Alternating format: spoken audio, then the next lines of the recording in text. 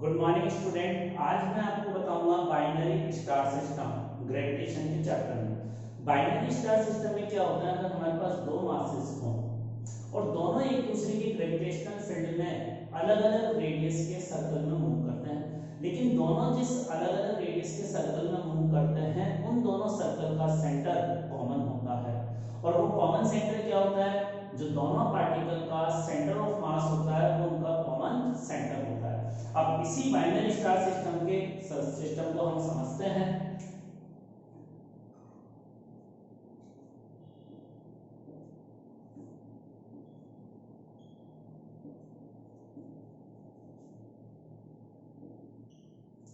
देखिए ये दो पॉइंट मास है, इनके बीच का सेपरेशन r है। मैं मान लेता हूं इनका सेंटर मास यहां होगा और इसकी पहले मास से डिस्टेंस r1, दूसरे से r2 डिस्टेंस।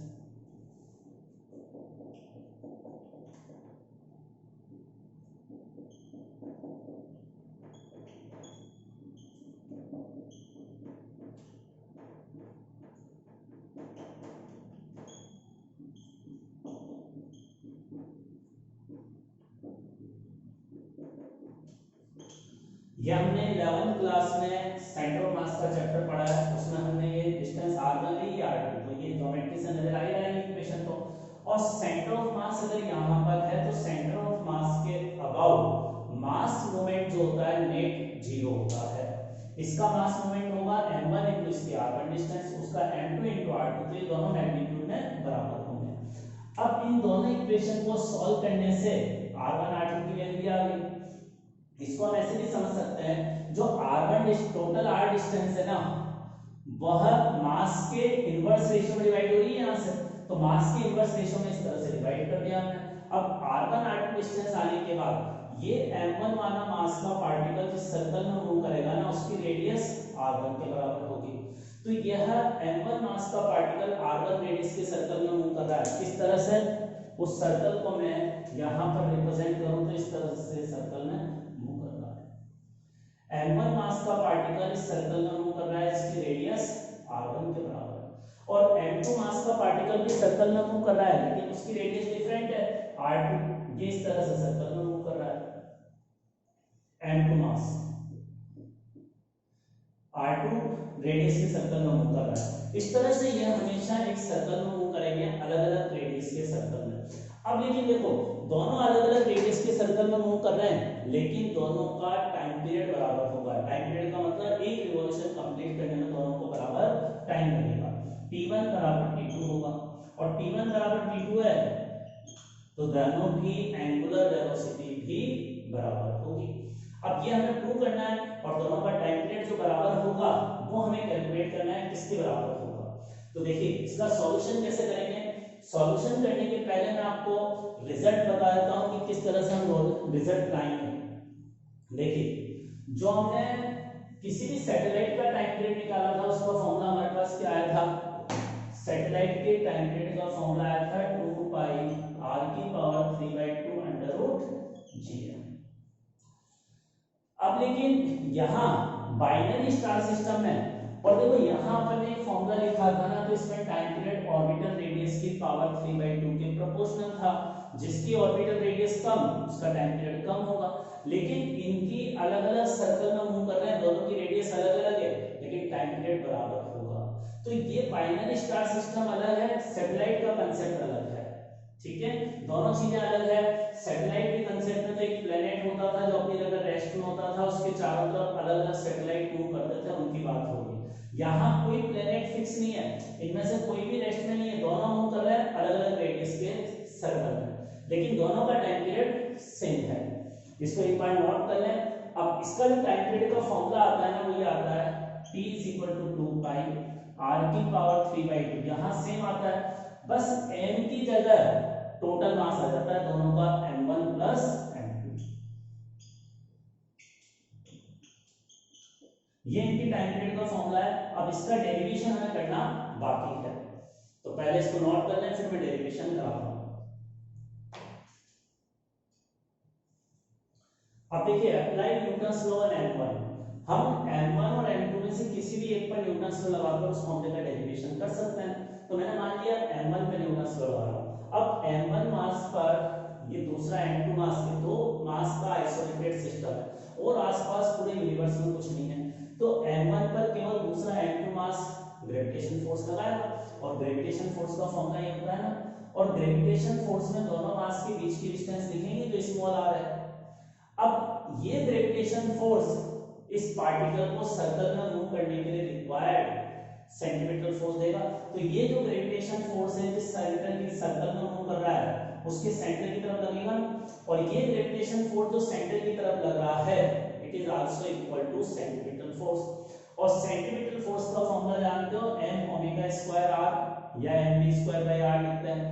अब मैं न्यूटन लॉ लगा रहा हूं m1 पर, तो m1 का मास आएगा, ओमेगा दोनों का सेम है ही से, और m1 जिस सर्कल में मूव कर रहा है उसकी रेडियस लिखेंगे। यहां ये थोड़ा सा ध्यान रखना, यहां r और यहां r सेम नहीं होगा, यहां तो दोनों के बीच की डिस्टेंस होगी, और यहां m1 जिस पर न्यूटन लॉ लगा रहे हो वो जिस सर्कल में मूव कर रहा है उसकी रेडियस लिखेंगे। अब इसमें m1 से m1 कैंसिल हो गया ना, तो क्या आया,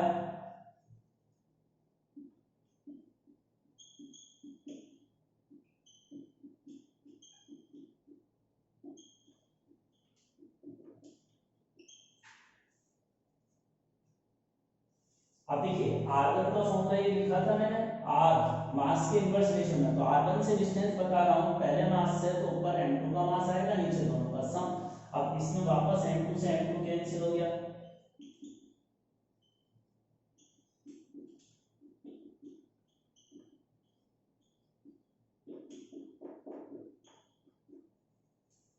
तो ये अपना एक्सप्रेशन, इससे हमारे टाइम पीरियड का फॉर्मूला कैलकुलेट हो जाएगा।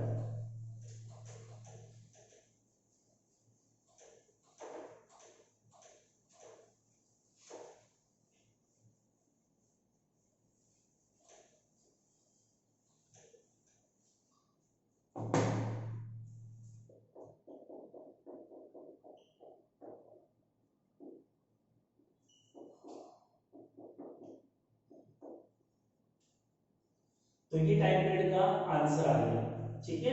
और इसमें ये स्मॉल आर आ रहा है, दोनों मासेस के बीच का सेपरेशन, ये नहीं आ रहा है कि पहले वाले का टाइम पीरियड निकालना है तो पहले वाले की रेडियस लिखो, तो दोनों के मास में या रेडियस में कोई भी रिलेशन हो, दोनों का बाइनरी स्टार में टाइम पीरियड सेम होता है।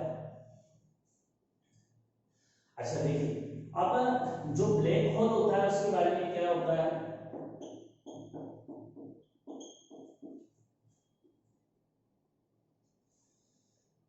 ये कहा जाता है कि ब्लैक होल जो है एक ऐसा रीजन है जिसमें से लाइट भी अगर उसमें एंटर कर जाती है तो वो भी बाहर नहीं निकलती।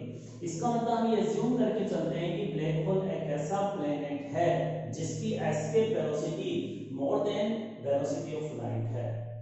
Escape velocity of black hole is greater than speed of light, तो escape velocity of black hole is greater than speed of light, और एस्केप वेलोसिटी का फॉर्मूला क्या होता है, under root 2gm upon r के बराबर, ये एस्केप वेलोसिटी का फॉर्म। यहां पर उस ब्लैक होल का मास m और ब्लैक होल की रेडियस r, तो इससे हम जो भी रिलेशन निकालना होता है वो हमारे पास आ जाता है, और आंसर निकालने के लिए इन जनरल हम दोनों को इक्वल कर देते हैं एस्केप वेलोसिटी को लाइट की वेलोसिटी से।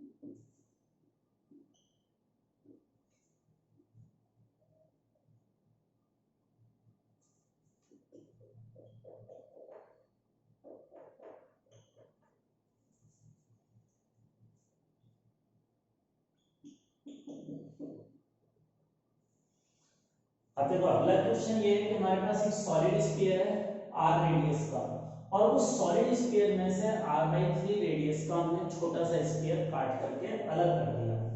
तो यहां से r/3 का छोटा सा स्फीयर कट करके अलग करूंगा तो remaining portion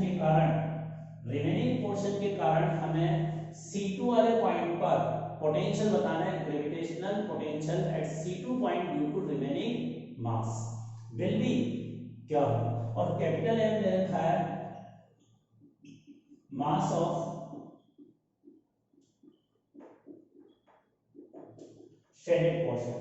mass of shaded portion का मतलब पूरे स्फीयर का मास नहीं है, पूरे स्फीयर में से छोटा पोर्शन कट करने के बाद जो शेडेड पोर्शन बचा, इस शेडेड पोर्शन का मास कैपिटल एम में रखा है, जिसके कारण हमें पोटेंशियल कैलकुलेट करना है।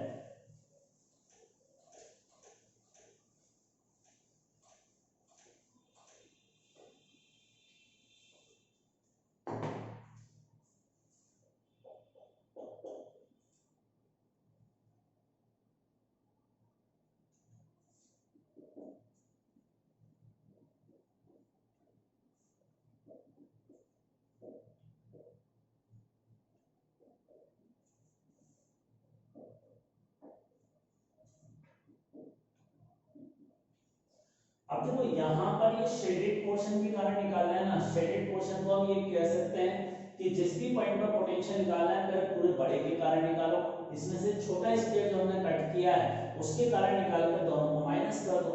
तो C2 सेंटर पर अगर पोटेंशियल निकालूंगा तो C2 सेंटर पर पोटेंशियल क्या होगा, C2 पर पोटेंशियल फर्स्ट वाले स्फीयर के कारण, C2 पर पोटेंशियल सेकंड वाले स्फीयर के कारण, और बीच में माइनस साइन। ठीक है, अब देखो C2 जो पॉइंट है वो कहां पर है, C1 यहां पर है, C2 यहां पर है। तो जो C2 पॉइंट है इस बड़े स्फीयर के अंदर है या बाहर, अंदर है ना, और बड़े स्फीयर के अंदर किसी सॉलिड स्फीयर के अंदर पोटेंशियल का फॉर्मूला क्या होता है, पोटेंशियल का फॉर्मूला सॉलिड स्फीयर के अंदर क्या होता है, माइनस Gm अपॉन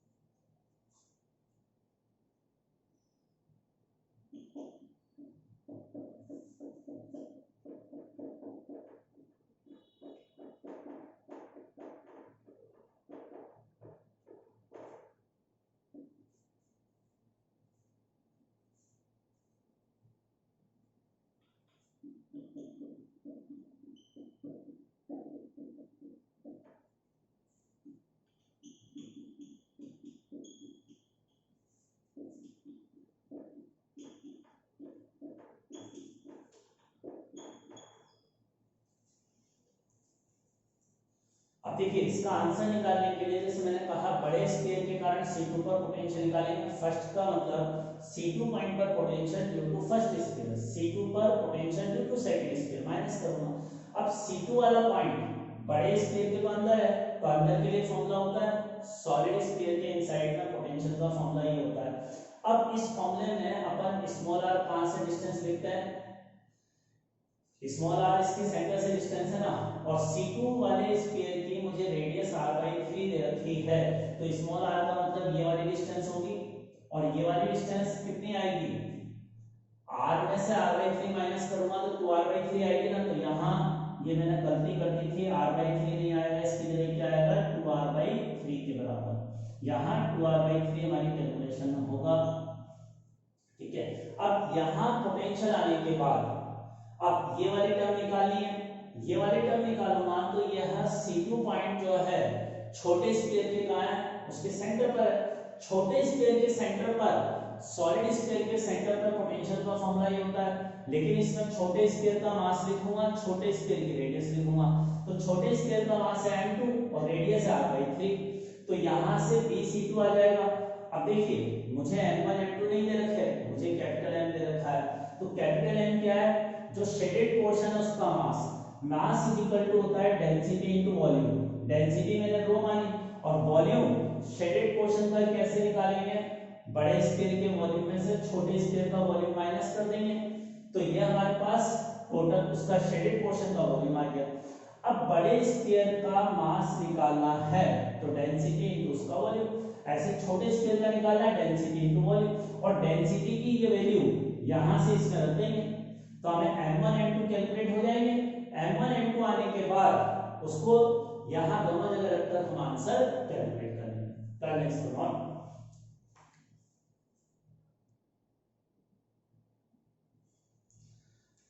अब देखिए इस क्वेश्चन में मुझे एस्केप वेलोसिटी निकालनी है।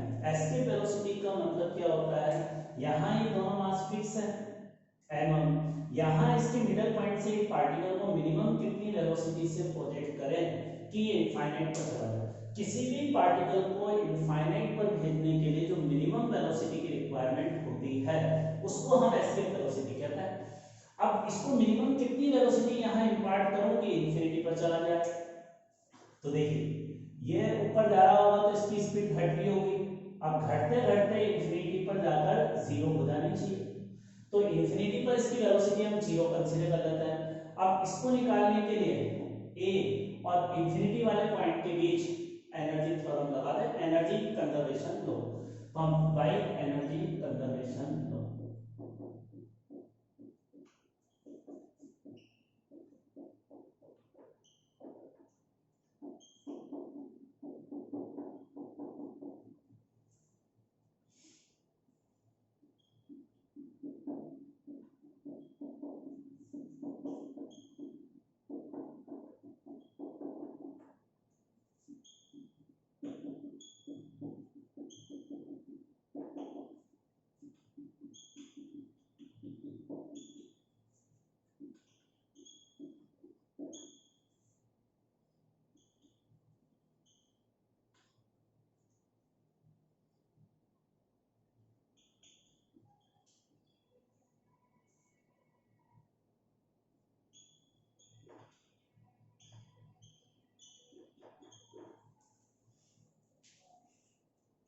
अब देखिए इसको हम एनर्जी कंजर्वेशन लॉ से अप्लाई करेंगे, सॉल्व करेंगे।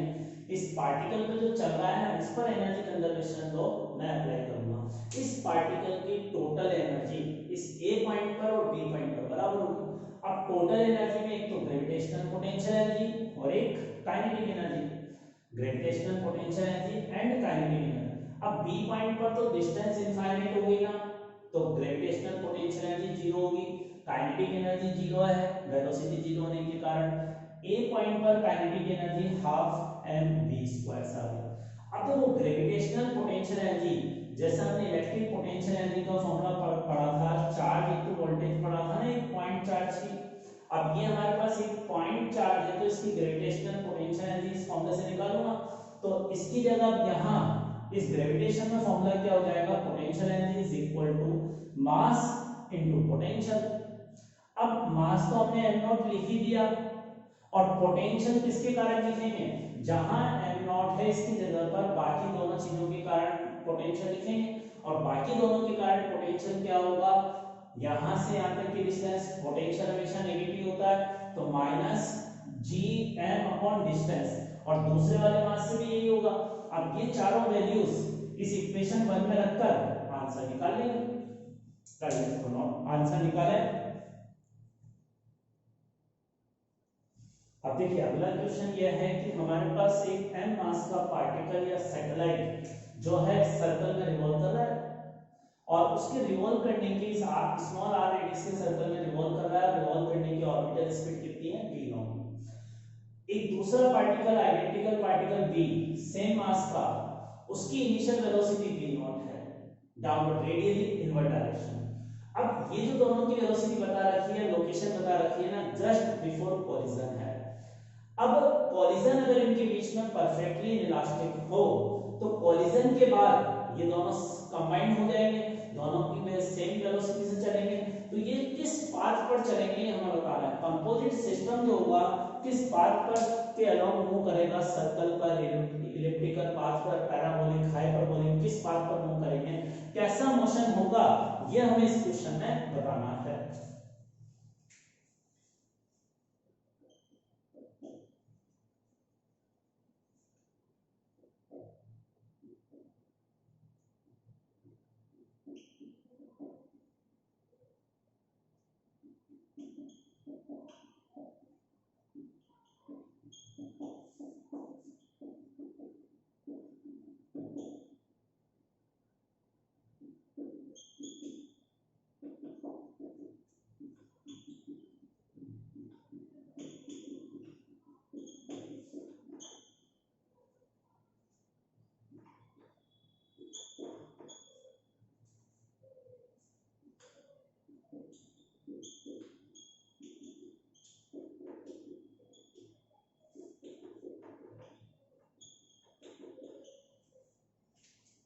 अब देखिए इसका सॉल्यूशन, दोनों मास कंबाइंड हो गए, कंबाइंड मास की मैं कंसीडर करता हूं एक्स डायरेक्शन में वेलोसिटी vx से y डायरेक्शन में dy है। तो अब इसमें हम मोमेंटम कंजर्वेशन लॉ अप्लाई कर सकते हैं। सबसे पहले मैं x डायरेक्शन में मोमेंटम कंजर्वेशन लॉ अप्लाई कर रहा हूं, लीनियर मोमेंटम कंजर्वेशन लॉ। तो x डायरेक्शन में इसकी कोलिजन के पहले वेलोसिटी 0 है, इसकी v नॉट है, तो मोमेंटम क्या होगा n v नॉट। अब कंबाइंड होने के बाद 2m मास होगा, इसकी x डायरेक्शन में वेलोसिटी, तो x डायरेक्शन में कोलिजन के बाद वेलोसिटी आ गई v naught by 2। Similarly momentum conservation अगर y डायरेक्शन में हम अप्लाई करेंगे तो y डायरेक्शन में भी वेलोसिटी v नॉट बाय 2 आएगी, मास एक तरह से डबल हो गया तो वेलोसिटी हाफ हो गई। अब रिजल्टेंट वेलोसिटी अगर इस पार्टिकल की निकालेंगे तो ये आ रही है v नॉट बाय √2, और v नॉट बाय √2 जो ये सैटेलाइट पहले रिवॉल्व कर रहा था, इसकी ऑर्बिटल स्पीड सर्कुलर पाथ में घूमने की ऑर्बिटल स्पीड v नॉट थी, तो v नॉट बाय √2 आ रही है v नॉट से कम। और मैंने आपको पिछली क्लास में बताया था, अलग अलग केसेस बताए थे कि यहाँ वेलोसिटी अगर v नॉट से कम होती है, v नॉट के बराबर होती है तो सर्कल में मूव करता है, v नॉट से कम होती है तो इलिप्टिकल पाथ में रिवॉल्व करता है। तो इसका आंसर होगा कोलिजन के बाद ये जो सिस्टम है ये इलिप्टिकल पाथ में रिवॉल्व करेगा।